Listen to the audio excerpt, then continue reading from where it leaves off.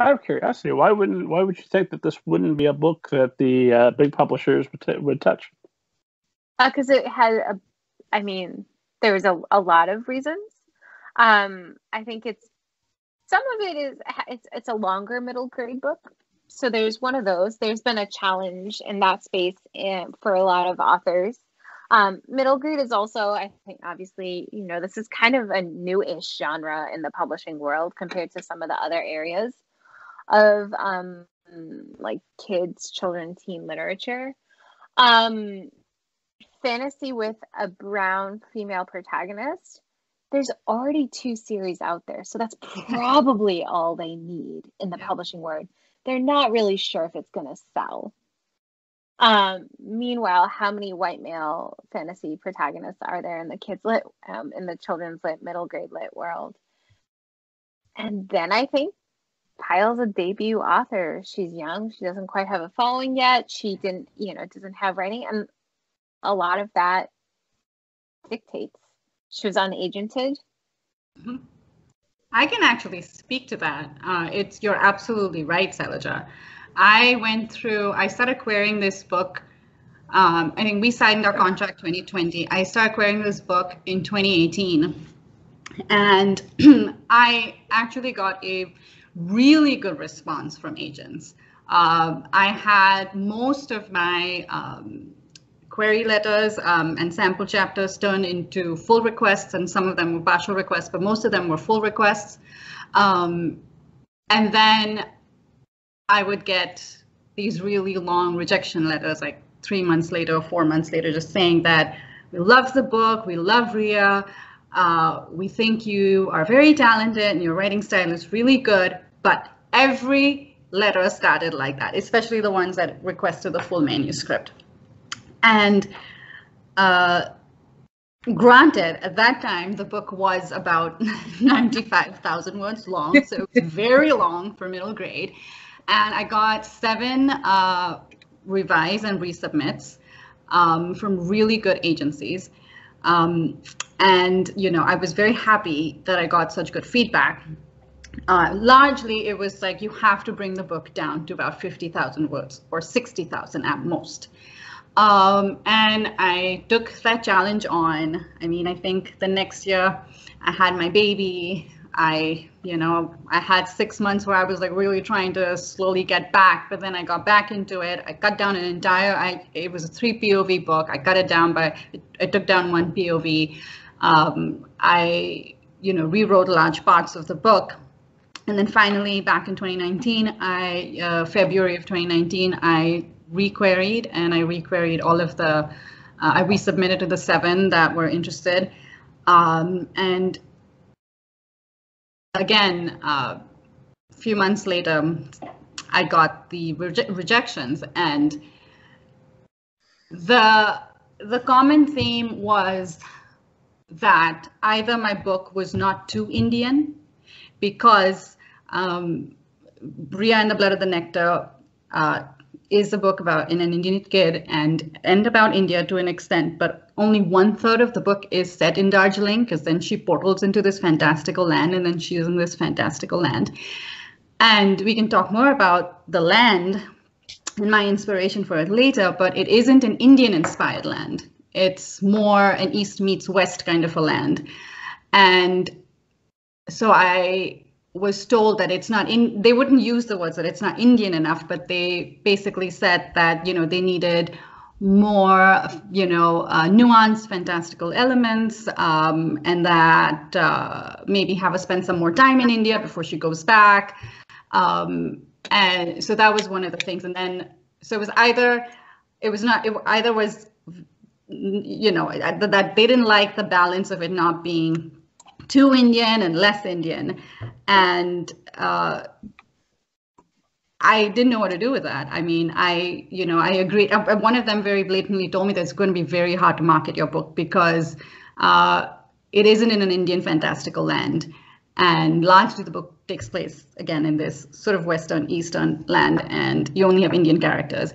Another one told me that they have a similar book in their roster already signed up, and though she loves the book, that I can query her for another project later on, but they can't take me on. And I never, again, even in these situations, I never thought twice about it. I was just like, so happy that they considered me. I was devastated that they didn't sign me on.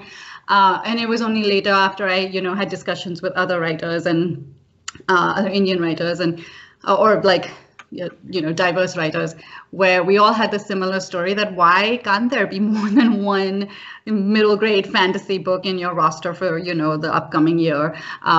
You have that many, different variations of the same thing when it comes to white characters in white books. And so I completely agree with what Sailaja said. It's like, as she was recounting the points, I was just like, yep, it just took me right back. I lost complete faith in my book. I mean, I thought it was definitely not sellable, that it was not good. I think as an author, especially a debut author, you still feel those things. I still wonder, I'm like, is it good? It's good. I'm a fan. It's very good. Yeah. I think we'll go ahead and make that the advertisement. Raya and the Blood of the Nectar, available in May of 2021. Well, I tell you what, while we're here, kind of I think a fun thing to do might be go ahead and let's officially do a summary of what the book is about, and then because I have your editor here, when you finish, Amy, I'm going to let you improve it, and then because we've got the boss here, I'll ask you to improve both of their descriptions of the book. That sounds like a good plan. Oh my god, that's Ooh. terrifying. This is great. That's terrifying. All right, Pyle, the pressure's on. Go ahead and give us a description of your novel. So Rhea and the Blood of the Nectar is a middle grade fantasy novel. It follows Rhea Chetri, a 12-year-old girl from Darjeeling, India, who goes on a quest to find her twin brother who goes missing on the night that they turn 12. In this secret quest, she portals into the magical world of Astranthia, and in there she has to find out what has happened to her brother. She has to grapple with dark truths about her past, her family. She her to take on the obstacles that come in her way, many of which include evil creatures and evil queens, or one evil queen. And she has to learn the meaning of friendship and trust along the way. And then the reader has to read and find out whether she does save Rohan and the realm of Astranthia. What do you think, Amy? Improvements? Thoughts? I would say that from a plot perspective, you nailed it. I would add that it is a story about friendship. It is a story about courage. It is a story about adventure. And it is a story that is very kid forward. So the plot and everything is driven by kids throughout. The children really are the focus of the book. One of the things that Pyle mentioned earlier is the East-West element. I think that is crucial to what makes this book successful. It has this absolutely incredible world that Pyle has created. It is like nothing I've ever read before. It combines a mix of Indian cultural references with Welsh, with different European and ancient ideas. There is a water horse. I can't remember. Can you pronounce that word for me, please? It's a Keppeldoor. Thank you. It's Welsh. And it is one of the greatest middle grade adventure stories I think that has ever been written. And I am a huge fan of middle grade adventure. Sailaja, your company is riding on this book. What do you think? Did they do it? First of all, I'm like real jazzed to read this book. I was like, ooh, tell me more. And I was like, oh, right. It's my book. Like we did it. I can read it. I have it. I know where the e-arc for the book lives. Like, I can do it. How would I improve on it?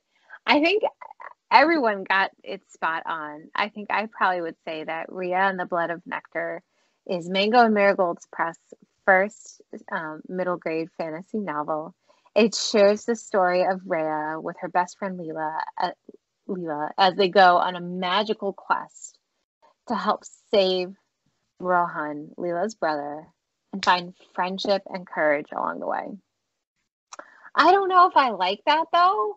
It's not an improvement, but it is shorter. It is shorter. It is shorter. You know what? My daughter says. You know what? I'm just gonna say what my daughter says. Like Yes. Ray on the Blood of Nectar is a really good story about a girl named Rhea who is scared. She's a little bit brave and she's a little bit scared. Is how my daughter like describes her. But she can do it anyways, and that's her. So that's how I'm gonna say it. I like that.